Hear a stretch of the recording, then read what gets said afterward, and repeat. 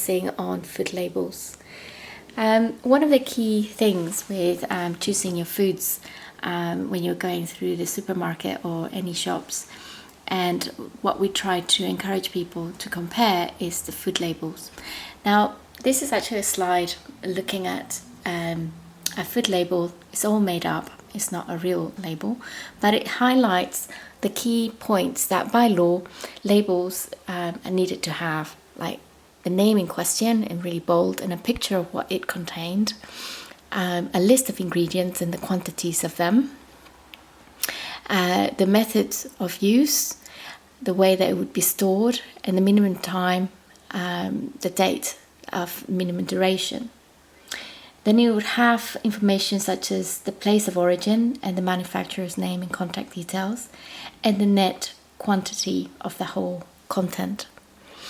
As you can see, nutritional content was not part of the food label, and this is now something that is becoming more an issue nowadays, and there's more specific guidelines towards that.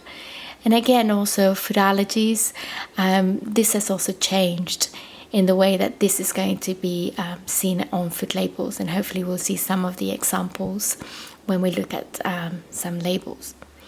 Traffic lights is something new again, and it wasn't compulsory for everyone to have, but it's a very quick guide to see labels or to see the content of the things that we tend to focus on, like fats, salts and sugars. The other thing we tend to focus on is calories, because if we know how much calories we're having and we know how active we are, we're burning those calories. So it helps us keep our health. A challenge with labels, and that tends to be the content of salt. So again, it's another slide before we look at some labels, and looking at salt and sodium. So sodium is obviously a molecule within salt, and certain labels choose to give you the value of sodium rather than salt. So some people may find that a bit confusing. So if it does have a sodium value, all you need to do is times it by 2.5 to give you the amount of salt that food contains per 100 grams. The recommendations is to have no more than 6 grams a day for an adult, so it's even less for a child. So with these ideas, let's have a look at some labels. So I've chosen a variety of products, and I have in twos and twos. So I'm going to start, before we go into some fish products, I'm going to start with some fruit products. So we have two different companies, and we just have the basic point is that they're both pineapple in fruit juice. So when we look at the label, let's try and get it so as easily and clearly as possible. When you're comparing two products, you want to compare the per 100 grams, because that's going to give you per 100 grams what they contain. So in this particular case, we have 100 grams values, and it's saying that per kilocalories, that's 51 kilocalories per 100 grams, and the content of sugar or carbohydrate is 12.2. And it also has some fiber, 0.5 grams, protein 0.3. There's nothing on salt. And let's have a look. Is there any? There's nothing on fats. There's nothing on fats. It also sometimes gives you an additional column, and this column normally tells you the recommended portion. So they're recommending that 80 grams of this product would be your portion, and therefore the values are slightly different. Okay, and as you can see, it gives you a net amount of weight that this can contains. So if you compare it to the other one, again, it's got exactly the same amount of calories, exactly the same carbohydrates. So the profile is exactly, it's actually got a little bit more salt in this one. So your difference between the two cans would be that this one has more salt. So if you wanted to reduce your amount of salt, you would be choosing this can. So that's as basic as you would go when you're comparing two products just by looking at 100 grams. And again, the can here is giving you a suggestion that half a can, so it's not even giving you the amount of calories, how much that would be in calories for you. So that's looking at let's have a look at some canned tomatoes, which we tend to use in cooking quite a lot. It's the basis of loads of cooking sauces and soups and things. So if you have, again, the energy is giving you here, this is per 100 grams, 29 kilocalories, fats is 0.1, it has no saturated fat, carbohydrates, it has 4.7, fiber 1.4, protein 1.3, and it has some salt 0.68. So if we compare it to this other product, per 100 grams, this is 25 kilocalories, so this is lighter, it's even less, no, it's a little bit higher in fat, 0.2, fiber 0.9, so it's got less fiber.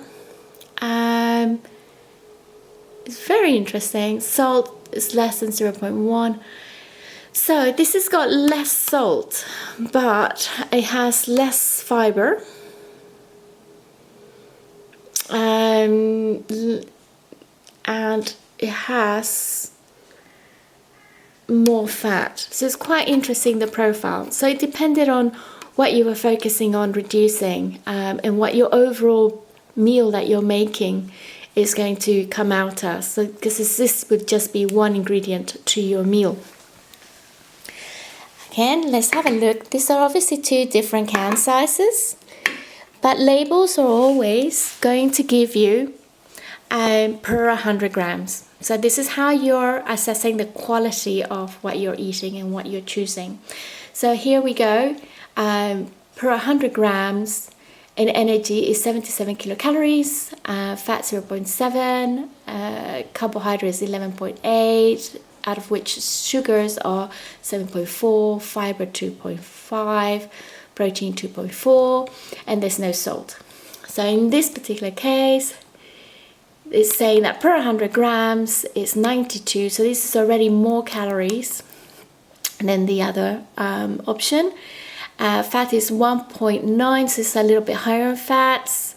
Carbohydrates are 40. So overall, you're already looking that all the values here are higher than these values. So your product that you would be choosing would be this product. Right, so if we're looking at some cereals, they tend to be quite interesting, and they tend to have loads of additives like iron, and they have loads of vitamins and minerals to help us make sure that we include them in our diet. So if we're looking for 100 grams of this cereal product, it's saying that in energy per 100 grams is 451. Remember that is just to compare two different products. That's not how much you're going to be having for your breakfast, because your breakfast would be a portion. So here is suggesting that portion that you take would be 203 kilocalories. Then fats is 15.6. Let's look at, and it's broken down fats into all the different types of fats. Carbohydrates 66.9, out of which sugar is at 22.9, fiber 6.4, and protein 7.5, and there's a little bit of salt as well. So if we compare it to this other product, so per 100 it's 407, so that's already kilocalories, that's already lower per 100 grams. Fats, it's 8.8, so that's nearly 50% lower. Carbohydrates is 67.8. So if we compare it to the other one, that's about the same. So carbohydrates are a massive difference. Fiber 6.7, again, it's very similar. This got higher in protein, so 10.5, and it does have more salt. So if you were concerned about the salt, you would be choosing this product. But overall, the profile seems a lot better with this product. And remember that your portion here is quite nice, because they're giving you the portion, they're giving you grams how much. So for 40 grams, this is how much you're going to be consuming. And that is including semi-skim milk. So 125 mils of semi-skim milk with 40 grams of this product. This would be your profile, and that would be your breakfast. So it's quite nice. They've actually done the full analysis for your whole meal instead of having to break it down. So again, let's have a look at something that has got some more protein and sorts of fats, and got 2 canned products that are that have fish. So if we're looking at this one first, per 100 grams in energy is 315 kilocalories. Fats, you can see that already, the fats are higher because this is protein and it's suspended in oil. So it's 25.7, out of which the saturated fat is 4.5. Carbohydrates is low because obviously the main product is protein and fat, so it's 0.3. It's got very little fiber, as you can see, but it's got a lot of protein in comparison to the other products we looked at. This has 20 grams of protein. It has a little bit of salt as well, 0.58 grams. So if we look at this other product, let's try and find where. Here we go. It's quite difficult, this one.